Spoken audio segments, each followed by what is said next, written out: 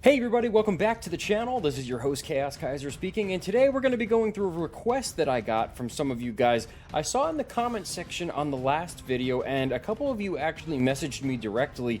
You said, this is the first Total War title that I'm actually diving into, and I want to know what you do to start out, what I personally do to get my campaigns rolling. And again, I'm by no means an expert here, but there are a couple things that I like to tackle, and I've been studying the game over the past couple days, just seeing, what we really need when we start our campaigns. And I wanted to break this video down in between two different sections, and those two sections are literally just going to be the two sides. One video that focuses mostly on the Trojans, and then one that focuses on the Greeks. So for the Trojans, I'm actually going to go right down the middle in difficulty. So obviously there's going to be some variances here. If you pick an easier campaign versus a difficult campaign or a hard campaign, there's going to be some factors that you're going to have to think about here. Now, this is going to be straight down the middle so that you guys can kind of gauge how much more difficulty is going to be applied to either side. Now, there are a lot of factors that come in here, especially as you start to raise that difficulty level, that the AI becomes increasingly more difficult, obviously, and so there are more factors that might happen turn over turn. So it's not just overall difficulty of the campaign, it could be on a turn-by-turn basis. So let's go over to the Trojans, and I'm going to go straight down the middle, as I said, with the difficulty, and I'm going to start with Hector. Now, Hector's starting situation is normal, so it's pretty much neutral. You're not too difficult in your starting position, and you're also not super easy where you could conquer a lot or get a ton of resources or anything like that from the beginning. He's right down the middle. So I figured that was a good starting place for some of you guys, and as well as looking at the campaign and battle difficulties here, I put it on hard mode. And if you open up the scroll here, you see that we have 5 different modes that we can go in for both our campaign difficulty and only 4 that we can go into with our battle difficulty. Now, I wanted to, again, keep it consistent, but also stay just about as neutral as we possibly can, erring on the side of more difficult. So hard is right down the middle. There's 2 less difficult options that we have and 2 harder difficulty options that we have ahead of us. So I figured hard would be the perfect starting point here. And again, if we're erring more on the side of more difficult, from the 4 options available, we're going to stay with hard difficulty. So we have normal starting situation, a hard campaign difficulty, and hard battles. So again, I just want to give you guys a perspective. Obviously when it comes to an easier starting position and you go with either easy or normal or hard, whatever the case is, what you decide with the campaign and the battles, your starting situation is one aspect. And I want you guys to really understand the fact that that's just how the campaign begins for you. So to actually ramp yourself up before you start conquering different provinces and whatnot and expanding your military, expanding your economy and everything. But once you're actually in the campaign, these are the 2 factors, the campaign difficulty and battle difficulty, that really determine your progression. So how quick you're expanding, how strong your economy is getting, how strong your military is getting, turn over turn over turn. So just be aware that those 2 factors play a pivotal role. You're looking at your starting situation and then applying these 2 variances down here at the bottom. So again, we're starting right down the middle. We're going to start defending sacred Troy. Here's the cinematic. I'll let you guys Are we mere playthings of the gods? Or do we plead divine influence to justify our foolish choices? He's taken her! He's taken my wife!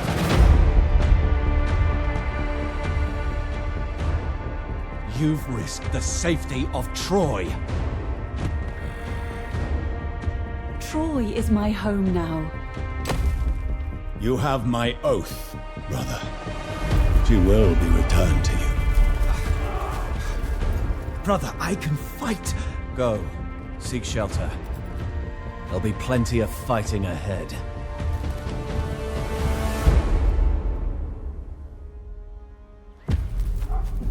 The wrath of Achaea will descend upon Troy. Paris acted in love, but he has incited war. whether the walls of Ilios will endure, only the gods can tell.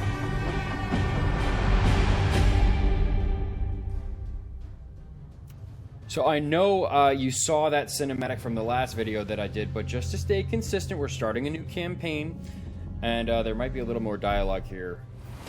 Yeah, here we go. Paris of Troy must pay! O man-killing Hector, the sons of Achaea will cross the sea with 1,000 ships, not just to take back Helen, but to kill every last Trojan and burn Troy to ash. Brother, your foolish passion has doomed us. You rule over the innermost region of Troad, from the city of Zelea. Reckless Prince Paris has taken beautiful Helen to his holdings on the Trojan coast. Reprisals have already begun. An Aeolian incursion has ravaged the south. The raid was launched from Lesbos, but they do not yet fully control the island. To the north, Aeneas holds the Hellespont for Troy. Fear not, noble cousins. I stand with you. On the nearby western islands, your god-touched brother Troilos protects the coastal waters in the name of your father, King Priam. You must bring together Troy's disparate forces to counter Achaea's inevitable vengeance. Alrighty.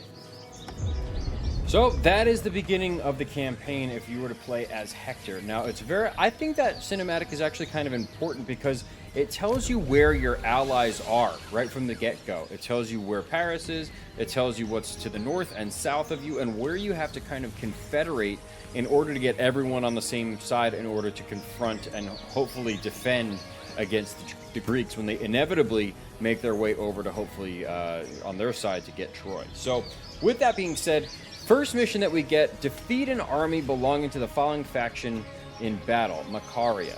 So I would go through all the battles themselves with you guys, and again, we're going to do a separate video on battles, and I'll do total campaigns and everything like that. And even as I'm streaming, by the way, guys, on Twitch, I'm going through campaigns. So keep all that stuff in mind, but for the purpose and the sake of this video, I'm going to auto-resolve so that it doesn't take too long, because if I include the battles on top of the actual gameplay itself, you could be here for hours in some cases. So with 10 turns here, first turn, first thing I want to do, Macaria is right down here. This is who they're talking about in that first mission that we've been presented with. So, and if you don't know who Macaria is, just look for that little symbol. The symbol's right there, and it tells you what your reward is if you were to defeat them. So I see that they are right here, and if you want to know really what you should be focusing on, they mentioned in the dialogue that we own Zelea and Antandros. So if we click on all of those, or either of those, we see that we have one settlement left to complete the province. So it's pretty obvious which direction we need to go first in order to not only complete the first mission, but also secure the entire province for ourselves and put in a commandment and everything like that. But before we actually make any moves, okay, before we make any moves, I want you guys to focus on two things, especially during your first 10 turns. That is the growth of your food and the growth of your wood. So those two resources are the two primary focuses that I have when I'm starting a campaign, because stone and bronze, they come further down the road for getting more advanced buildings and more advanced troops for your military and everything. And gold can be used down the line in order to get, you know, whatever you want, really, whether it's food or wood or whatever, or any kind of resource. So just keep that in mind. But everything that I do is going to be focused on those two resources right now, because that is the backbone of supporting our army. Food is the backbone of that, and then wood is the backbone of getting all of these initial settlement constructions kind of done, you know? So let's first go through this and just, we're going to auto-resolve, as I mentioned. I know some of you might not agree with that, but we do have about 85% chance to win this anyway. So I'm gonna auto resolve that. Bring their doom. So we have about so we just won the battle. That will secure our mission of what we needed to do in defeating this army. It depends on what you want to do here. If you lost a lot of troops and you want to replenish them, you can. If you want to get more food, which is what I'm probably going to do, you can get more food. It's up to you guys. You kind of pick and choose how you want to negotiate this. But I'm looking at the troops that got hit during the battle, and you know, these guys are half decent for starting. These guys are pretty bad. They're pretty poor, so I don't really mind if I lose them per se. So I'm going to actually go with food. I'm not going to replenish them. If I lose them when I try and sack this settlement down here, no harm, no foul. I'll have to recruit them again, but that's not a big deal to me. So maintain 12 units in total. Okay. Got a close victory over Makaria, and we killed this guy in battle. But now we still need to take Gargara. So we still have movement that we can do during this turn, and Hector is also leveled up. So we're going to move to Gargara. For my city. Again, I mean, I would rather fight this battle in person, to be honest with you, because I feel like I'd probably do a little bit better job than what the auto-resolve does in, you know, they kind of weigh more in the AI's favor when it comes to killing off all your troops. But I'm going to auto-resolve this one. We're probably going to win it, but we might lose some units here, which is fine. Again, try to work on your actual battles and stuff like that so that you get better favor for your stuff. Okay, I'm actually not that mad about that. This is actually perfect. So we lost both of our militia warband, who, again, as I said, are troops that I don't really mind losing to begin with. And we kept majority of our decent troops, especially these guys, the Guards of Troy. They are you can only get them at level 3 settlements. So I want to make sure that they stay alive more than anything, otherwise that would have stunk. We need this settlement. There's no doubt about it. We need it in order to complete the province. I tend to go for loot and occupy, especially in the beginning turns of the campaign, because, and I'll tell you why, because you can incite rebellions by looting and occupying, because the conquest penalty means that the settlement populace that's there is not going to be happy with you.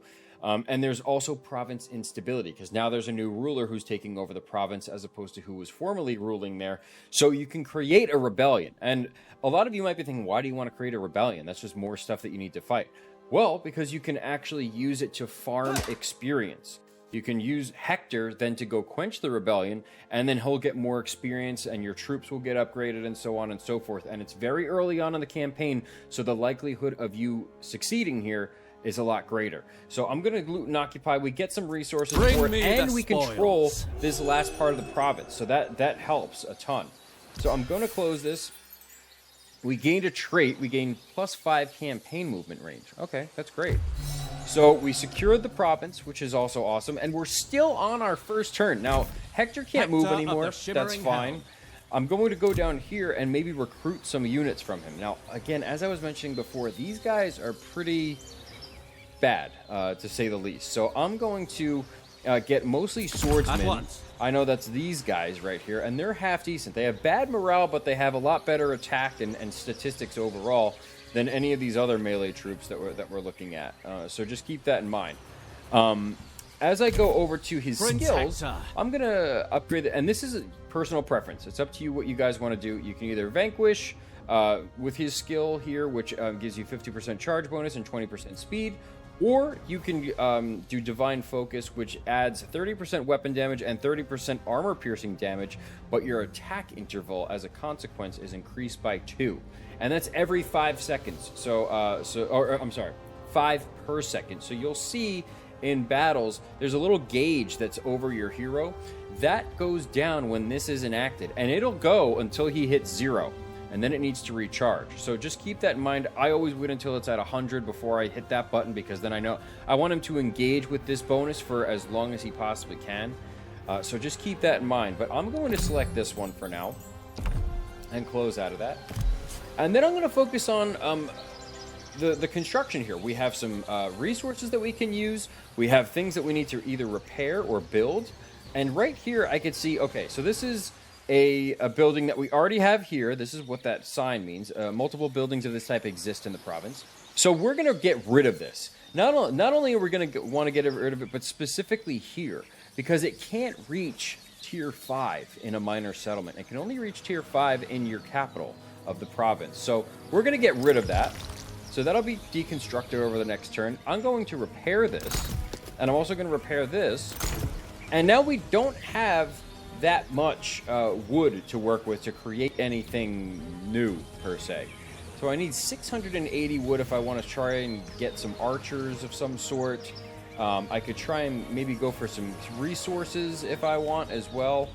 I'm thinking that, or we can go for something like this, influence. We can try and get growth. So again, as I told you guys, growth, food and wood. I mean, originally I said food and wood, but with any total war game, the backbone of it is growth.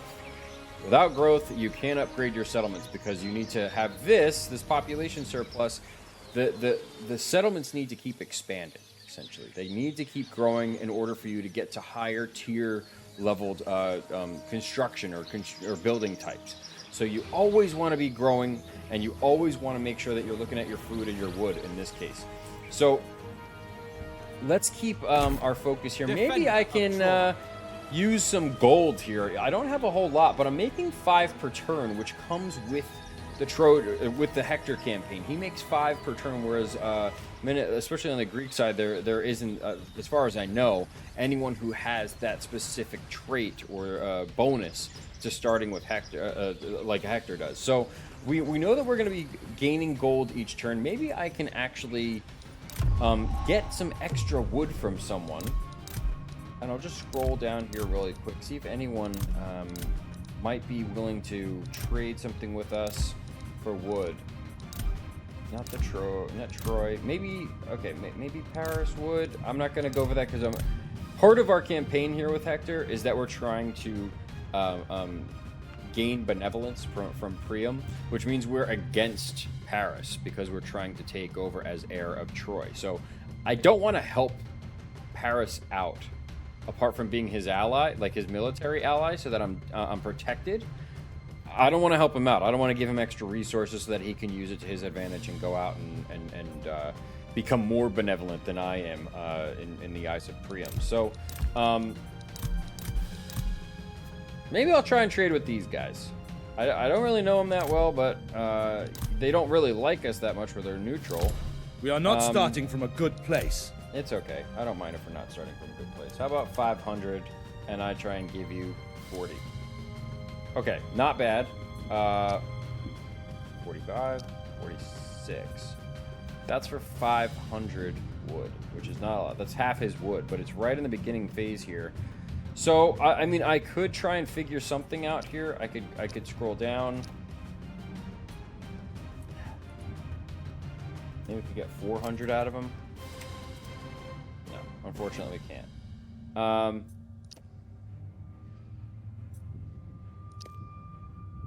Okay, so we need to go up by 5s maybe? 75?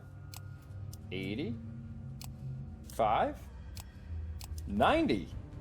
5. Oh my gosh, we get 95. Okay, 395 is what we can get for that. So we can actually build something out of this. So I'm going to accept that. Very well. I don't right now I'm not necessarily looking for the gold, and some of you might not want to do that. You might want to hold on to your gold because one of the things in order to get benevolence with Priam is 50 units of gold gifted for Troy. So, you know, I get it. If you don't want to do that, I just want to make sure that I'm building. I'm constantly building. I'm constantly expanding. I don't want to be sitting still. So we could either build something for food, build something for growth, which is over here, or we could build something for our military, which are the these. I know I said we're, you know, I want to have a better range troop because all we have are javelin throwers, but at the same time, so 60 food per turn, you know, I think we should start with that just to stay consistent with what I've been saying. and we can get this next turn. So that'll take 2 turns for us to get. Troy's finest warrior. And he's fine for now. He can't even move anyway. Now let's see, Royal Decree available. Okay, this is very important. So we already have the food decree, the initial starting decree for food. And we also have the initial starting decree for bronze. So those are 2 great or beneficial things. The 2 that I would focus on for your first 10 turns, this one right here, the growth, plus 10 growth faction-wide, which is very important. And this one right here, plus 20 gold per turn faction-wide. So whether you want to do one or the other, it's up to you. I prefer to go with gold first, because once I start expanding and getting more provinces and everything, this will apply in a more beneficial kind of way, because if it's faction-wide, that applies to all of your settlements. Well, I don't have a lot of settlements right now, so I'd rather get some gold and whatnot first before I go into growth, and then I'm probably, after your 10 turns, because this is 7 turns plus 3 is 10, by turn 17, you should have wood as well. Those are the first, under 20 turns, if you will, for this campaign. So there's nothing else I can really do here, but now that I'm thinking about it, because of the fact that we are right next to Troy and Paris and everything like that, I don't know what our agreements are right now. Wishes to speak. I could get a military alliance with Troy right now with my father, Priam, and I can probably also do the same with Paris. Welcome, yeah, brother. so look at that. I can get a military alliance right now, which ultimately we are going to be in that neck of the woods. Is we're going to have military alliances with everyone for the Trojan side. So I mean, obviously pick and choose which ones you want earlier rather than later, but the whole point is to get as many on your side as you possibly can, because that is part of your other campaign goal here, is to bolster and strengthen the Aswan League. So you want to have as many military allies as possible. Now, I went through both of these with you guys in the last video because this is what we were doing. I was saying that, you have campaign-specific goals and everything like that, but just take the, in small doses here. So with Paris, friend. I know I'm going to have to get a What military words do you alliance have with him for at me? some point. But I'm also thinking about the fact that I have 17.3 diplomatic points, I guess you can factor here, that I can utilize to maybe get some resources from him now and start construction on stuff that I would otherwise have to wait another turn for. So why don't I barter with him? How about 500? What does that get me? Ooh, okay.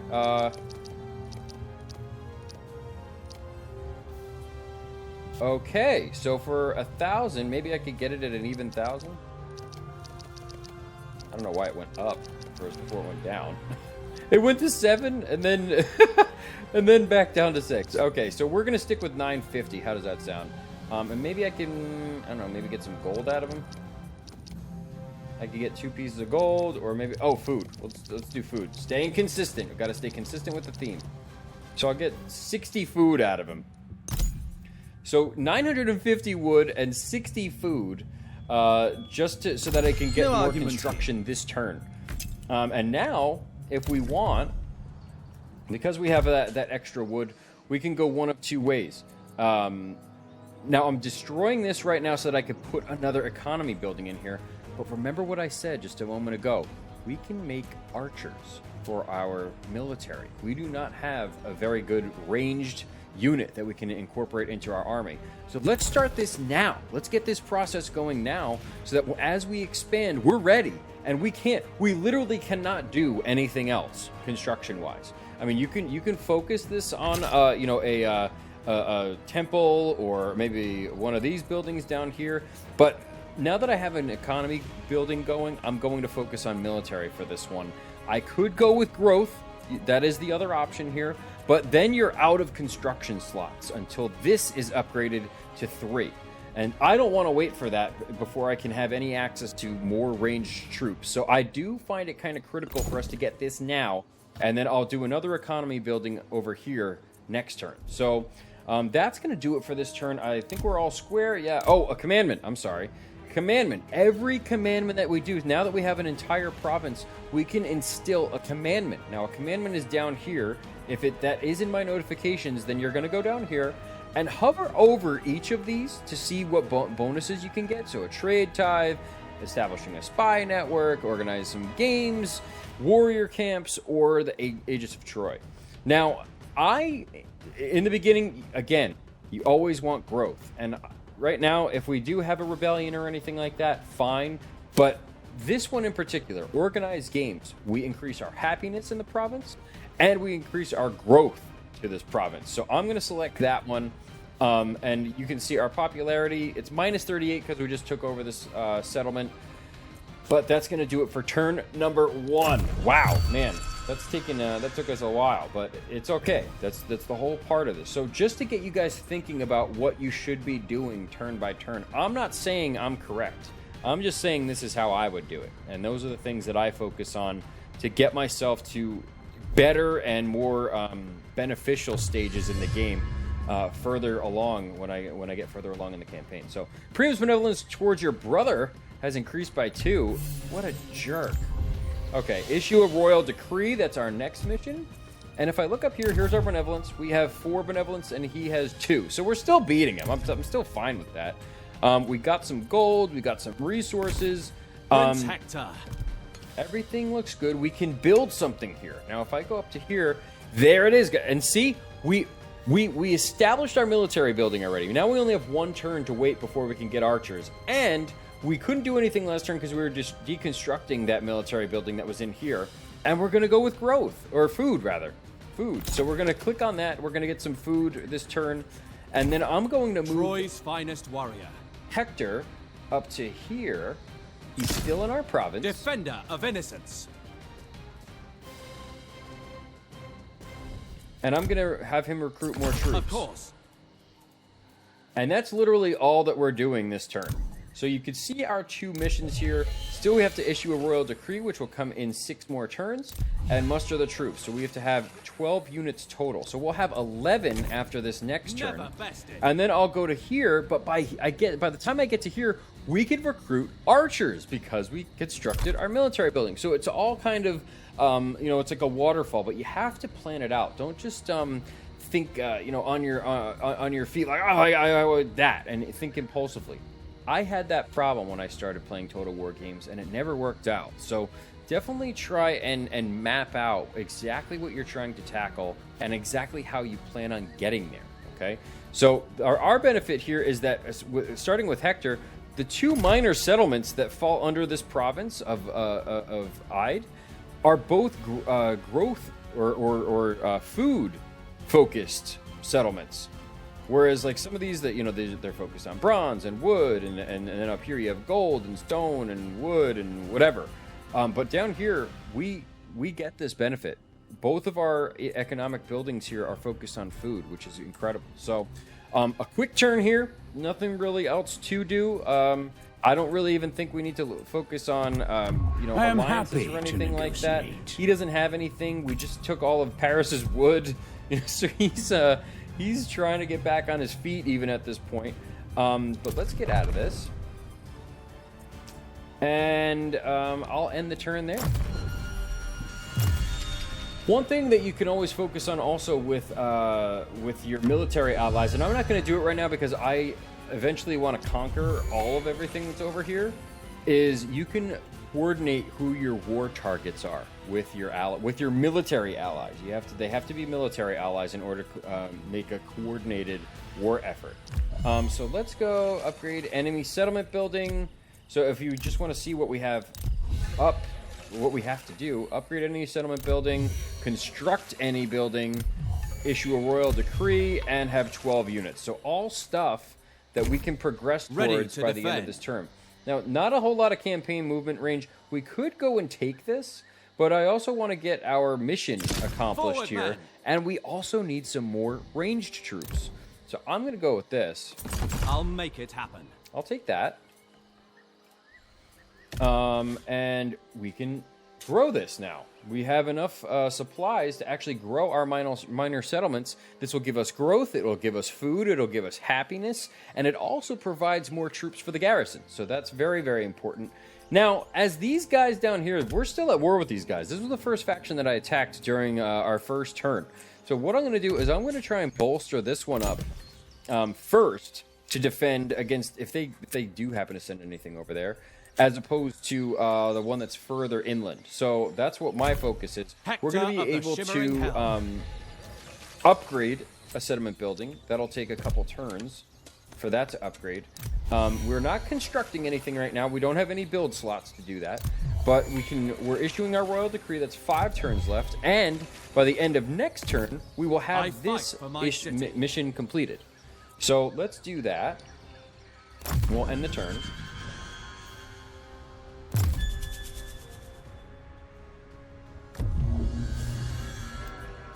Okay, so Priam's benevolence increased by 2. And there we go, muster the troops. So we can still do another one. We can sit here another turn and recruit more archers if we want, and get 300 more food and plus 100 bronze if we want.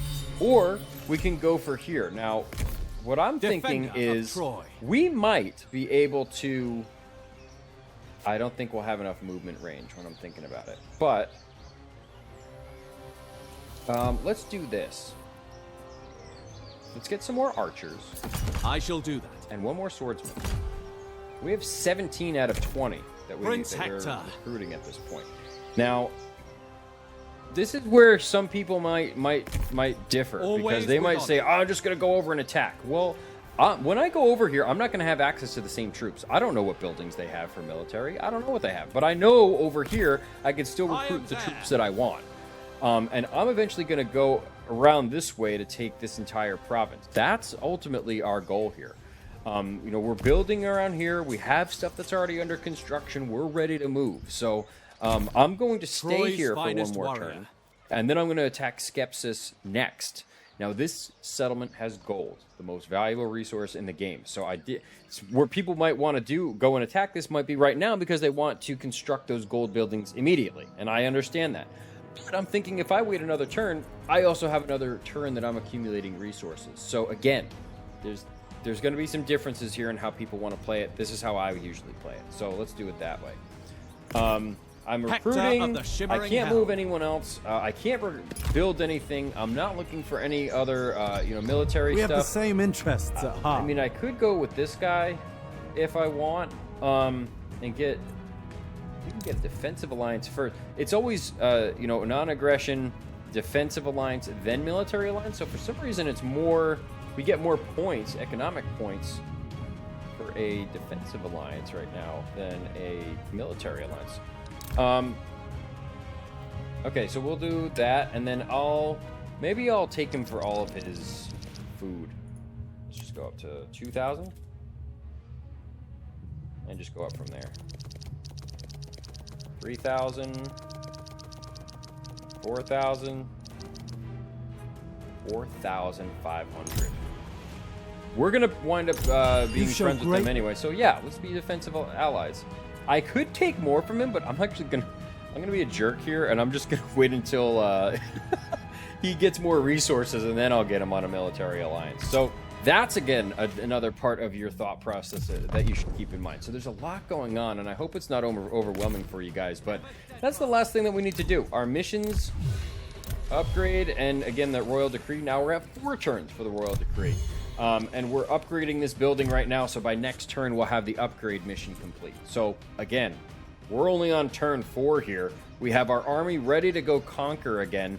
These settlements, it might not be stable right now, but that's okay. We're not necessarily looking for a whole lot of stability because we kind of want some rebellions to get our experience up. Now, one thing to focus on, again, when it comes to rebellions, the rebellion always, as far as I see, always occurs at the capital, which means it will occur right here if there is one that comes. So as long as I'm relatively close that I can get back here and fight it as soon as we get back here, I don't really have anything to worry about. So that's why I don't mind it either, because if it was like all the way down here or something, I know it would take me a couple turns probably to get back if I'm like over here or whatever. I don't know what's going on over here, but it looks like they raised the settlement. For my city. Yeah, these guys just raised it. I've never seen that before. But let's colonize. Make it ours. Thank you. And I'll take that. And let's see what happens to... Okay, so all of our troops are down, unfortunately, now. I've never seen that happen with the AI before. And I Prince can't move Hector. after that turn either. So that was very, very strange. Usually they leave that alone. They don't do anything about it. They kind of just hang here. But what I would normally do is then next turn Troy's go to finest here. warrior. But it doesn't look like that's going to happen. So I'm okay with this. And look at that. We can upgrade some more economic buildings and whatnot. We can either do this one or this one. Either or. You're fine either way. So I'm thinking I'm going to upgrade the settlement first. We're down in our resources again, but look at how much food we're generating per turn. Not bad. So I'm going to sit here for a turn. I just hope that he doesn't now go down to Practios and take that as well. Let's see. I can construct something there, but I don't have any resources to do it. Okay. We'll finish our turn there. That's the first 5 turns. So we're halfway through this little tutorial here for you guys. Okay, Priam's Liberation. Priam's Benevolence increased by 5. Start a turn with 20 units in a single army. Okay, so what I can do... The Great Protector. If I wanted to, I could actually go back this True way. of heart. Replenish my troops a bit and also get 3 more so that we get that mission taken care of. Or I can go right to Practios and take that over. Now, because they raised this settlement, which I didn't really expect them to do, I'm actually going to go back here. I'll do some unit replenishment. That's totally fine. I'm not at war with these guys. Keep that in mind. That's very important because it's not that we took this from them and now we need to keep, moving along here. We took this settlement because it was raised to the ground. It wasn't owned by anyone. We just went and took it because it was available. So now let's go into encamped stance. We'll rest I'll here. still get the unit replenishment. And then I will get 3 more troops, which is fine. And can I build anything here? Yes, I can. So I can get plus 8 gold per turn if I want to go this way with it. So let's do that. I'll get that there. And I think, well, let's see. Before I say yes to that, I like the thought of having gold there, but we can upgrade this instead. Let's get gold. Let's get food. I'm sorry, guys. So there we go. Now we're going to have 20 in this army by the end of next turn. We're replenishing here on the border, and we didn't risk going to war, and he might have an army garrison there. We don't know. So, but to play it safe, I'm not looking to expand like a crazy person or anything like that. I'm not waging war on anyone just yet. And even by next turn, we can go to the border here and then take Practios if we wanted to. So let's do this. Let's recruit here. Of Troy. And then we can't construct anything else. We're out of resources. We're all set for the next turn. Looking down here, it says our construction available. Skepsis. We could have gotten that, but we'll look for that next turn. And it just tells us that we have a slot available. Not that we can, just that we have the ability to do so if we have the resources. No, we're not going to do anything else this turn. That was turn 6. They want a single barter transaction with us. They want 75 bronze. Well, I'm not doing that, dude. If you want bronze, I can do that if you want to give me some wood.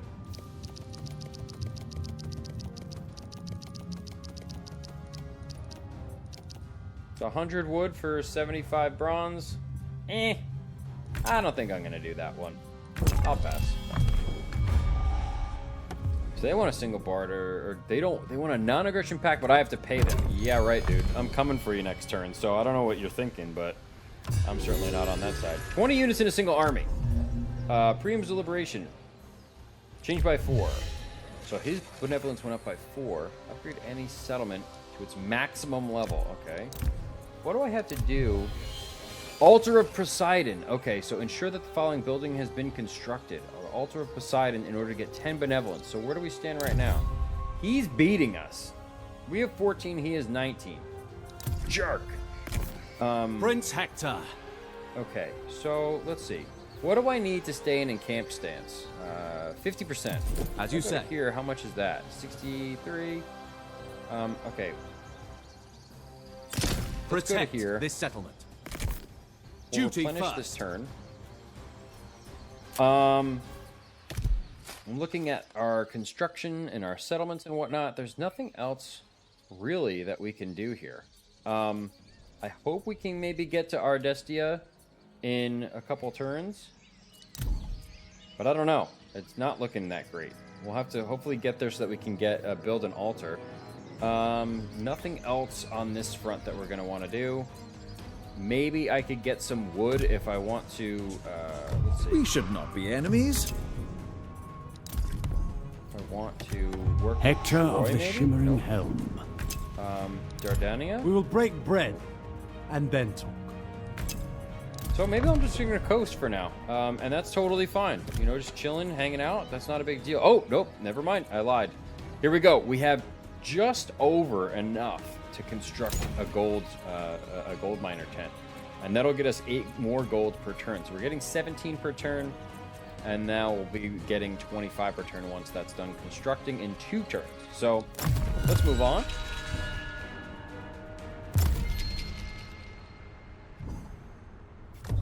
While we're going through this, just so you guys know, I've started a couple Hector campaigns just to test and see what's going on. That has never happened before, where they've raised Skepsis. I've never seen. Usually they just leave that alone, and we're able to conquer that and kind of just bounce here in the first 10 turns. So that's what I'm saying. The playability of this game every single time might be even just slightly different. And there's unlimited combinations of what could happen in this game. Let's just put it that way. So the playability of it is certainly one of the best aspects of it. So let's move on here. Issue a royal decree. There we go. Okay, so we got our gold per turn.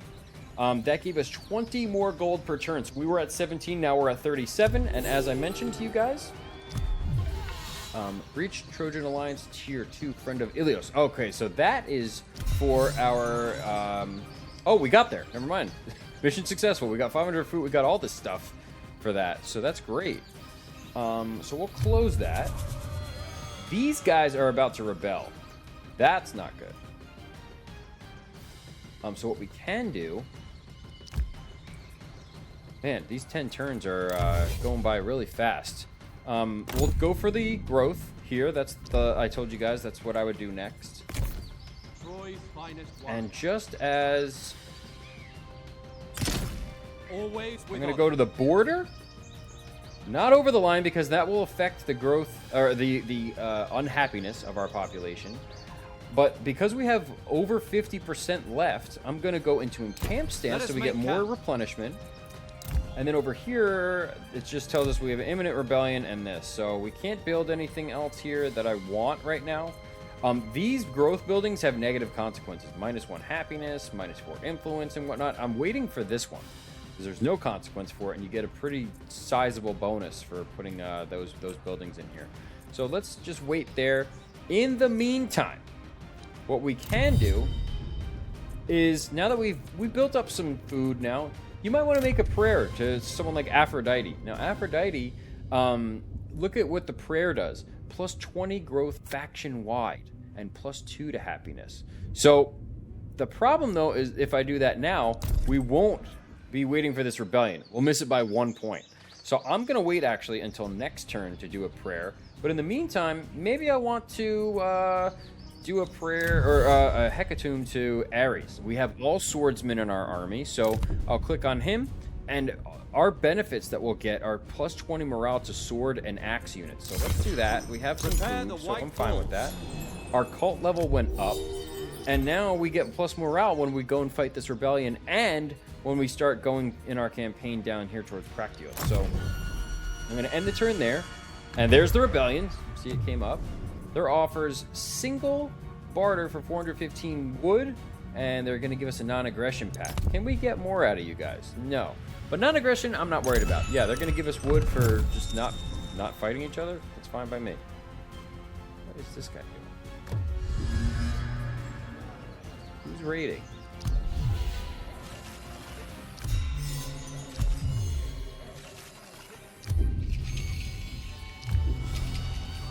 Is that this guy? Oh no, that's the rebellion. Okay, they're raiding. Troy So endures. let's go into and look at our Easily troops done. here. We're like nearly completely replenished now after having colonized Skepsis. So let's go here. Make them pay. We will obviously auto-resolve this one. It's like a Engage 99% the foe. chance for victory. Take this guy out. And there we go. For this one, I'm not going to worry about unit replenishment. I'm going to go with... They I'll can go with go this, free. the food and the wood. Why not? Valor is rewarded. Okay, so we got that. And now, look at this idiot. He's still chilling in our territory. Can we reach? We Defender can of reach him. innocence. He's in force march mode. You can see what mode they're in here. And look at that. So he gets a Victory! bonus for being in that position for his range. But that's about it. He can't initiate a battle. He's tired in battle. And he can't retreat. It says, should the army be attacked, retreat would be impossible. If it loses the battle, it'll be wiped out. That actually might be extremely... This might work out in our favor here, guys. I think we're going to go to war with him now. Bring their doom. Wipe out his army, and we might have a free pass to just take the rest of their settlements. We'll bring Paris in here with us. And look at that. Because all of his units are tired in battle, we have a, what, an 80 to 85% chance to win this? Show your courage. Take him out. We've waged war, but he's dead. Unit replenishment we could do. I'm gonna go with Release them. Forward, man. In Troy's defense. and we can actually force march Together, we into won. Skepsis this turn. Oh my gosh, we have so March much we on. could do here. We took out 2 armies, and now we have we're in Hector of the Skepsis Shimmering replenishing all I on am the same there. turn. We have 2 more skill, or 1 more skill point we can use here. Ammunition of missile units versus grants fatigue reduction to all units. I'm gonna go with ammunition and missile resistance. So I'll take that skill point. Melee attack of the hero. So we just got a ancillary. Now let's just double check and see if Hector Righteous has and true. anything that I missed. So he doesn't have a mount. He has his equipment. He doesn't have any other followers or anything. His skill tree is up. He's looking good. Okay, let's move on from there. So we forced marched into there, but as a result of the force march, we are replenishing a lot more because we are garrisoned. So keep that in mind, guys. Next up, let's see. What do we want to upgrade? Let's go with the food building. Bang. So I'm just adapting to the change in what happens in this campaign, guys. Just think about that. What I expected to happen did not happen, and now I have to adjust to it. So I saw the rebellion was coming. I took care of that. This guy force marched for whatever reason, and I saw that as an opportunity to take out his army. Now, will he be recruiting another army over here? Probably, but at least we know for right now that we're in good shape. We can actually build another building, or not build another building, but we can use our resources to construct another building. Let's see. Actually, if I don't construct that, look at that. We can get this building instead.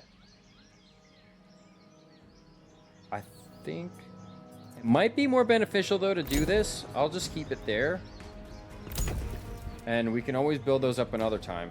But we can kill 2 birds with 1 stone as opposed to 1 decently sized bird with a bigger stone. Let's see, our missions for the gods. So we still need to construct the altar of Poseidon.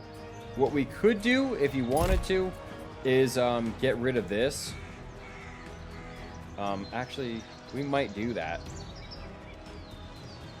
We could do it. We can only build an altar in these settlements. Now, how long does it take to build a temple? Or an altar, should I say. 2 turns.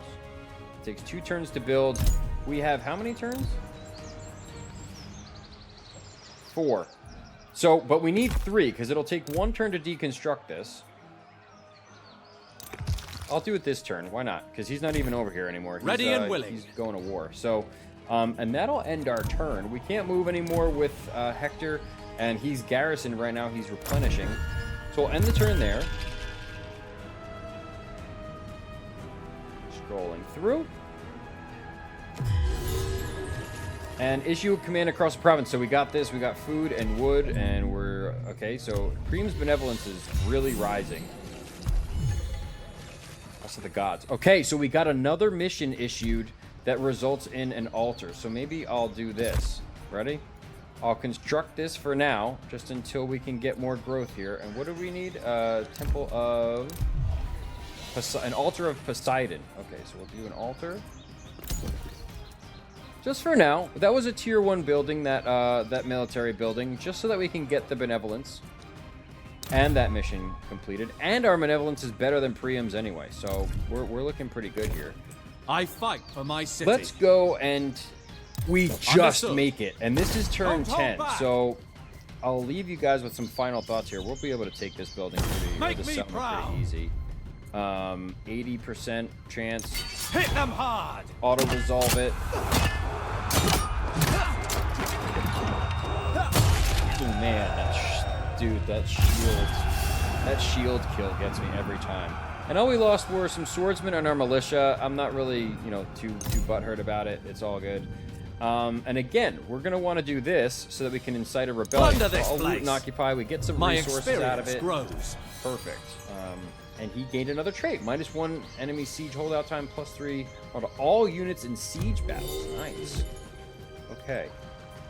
So that is officially turn number 10. Now, where do we stand? Well, if you look at it from a third-party perspective, you could say we conquered an entire province.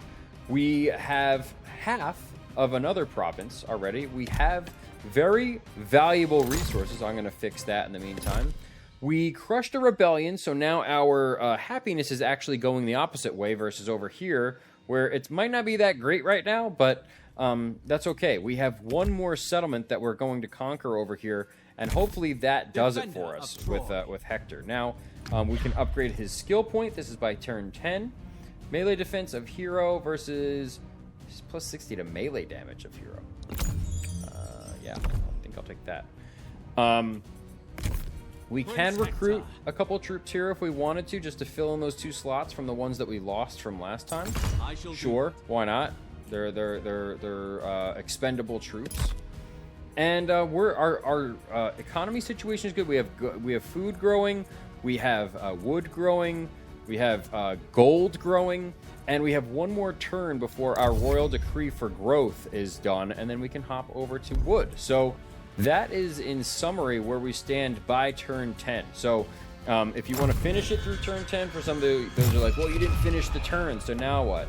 I'll leave it at that. I'm not just giving you bronze, sir. Sorry. They want a peace treaty because they know they're about to get killed. I'm going to deny that. And then we're going to move out from here. So there's our growth. Our cult level is down.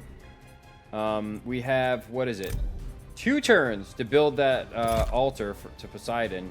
We're already halfway done with it, so by next turn that will be constructed, and we'll have both of these. We can put our next decree in place, and Hector's ready to go.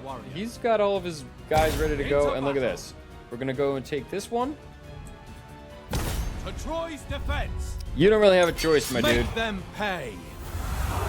You don't really have a choice. So looks like we're going to kill this faction. This is in turn 11 technically, but just so you guys can see it through what we did here. Bring me the spoils. spoils. We got some replenishment from that. We got some resources from that, and the faction is destroyed. So even by the end of turn 10, look at what we've done. I mean, I feel very good about these provinces down here and where they are, and we can construct stuff if we have the ability to do so. I could even put a military building or something like that in here for now, but I want to focus on economy for the most part once I get them here. Military, we haven't expanded beyond this part of our military. I'm going to disband those guys so that we can save a little bit more of our food, and then I'll probably station him probably over at like Skepsis or something like that. And then if we decide that we want to go to war and take over this 4th and final minor settlement for this province, we can. We know that that's a possibility now. So, but now we don't have anyone that we're at war with anymore. Oh, wait, I'm sorry. We do. And it's the guys that we had in the beginning of the campaign. They're down here. So that's really our biggest threat, is if they come by sea and they want to attack our settlements. They're kind of exposed right now because we went on a little bit of a military conquest, but we don't have any direct threats up here, right now at least. We don't have anyone that we need to worry about coming to sack our stuff. We have non-aggression with these guys. We have a military alliance with these guys. If these guys did come down, we could. So what's on offer that from could Troy? happen, but they're neutral right now. We could get a non-aggression pact. I could even throw that in there for now if we want. There. I could have taken some of his resources too if I wanted, because we had 2.2 points. So everything, every single move that you make, just calculate it. It really actually helps with your, your process thinking and whatnot as well. So don't think it's just, like rash decisions that are going on. Oh, that looks good, I'm going to do that. Think about it. How does that benefit you right now versus in the long run? Is it better to do that now, or should I wait maybe another turn because something else might be more beneficial? That's how I kind of work through my turns. But I like our economy where it stands right now. I think we're looking pretty solid across the board with everything that's going on. We got an agent. Okay, so because we got an agent, I was like, how did our food drop? But we were actually gifted an agent because of the fact that, he's willing to serve. So he was recruited. I don't know how he got recruited because I didn't recruit him. But that's it. So